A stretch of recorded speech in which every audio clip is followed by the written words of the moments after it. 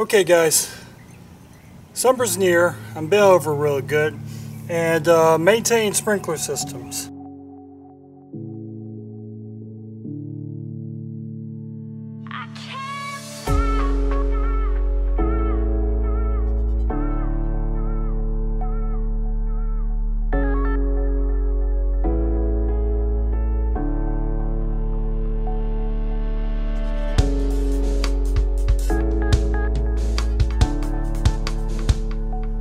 So to do this, I put a clamp on the sprinkler head when I turned it on because it was clogged. It wasn't spraying anything.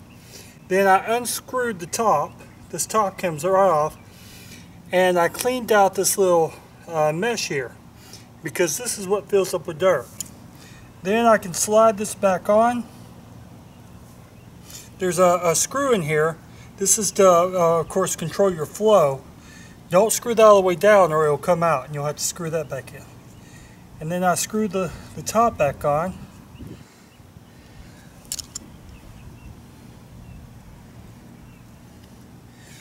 And let's see if it works.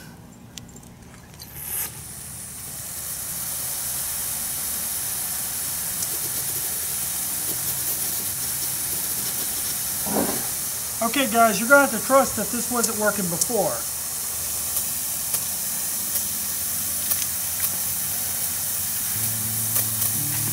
And now we're spraying the yard. So quick, simple fix if you don't want to buy new sprinkler heads.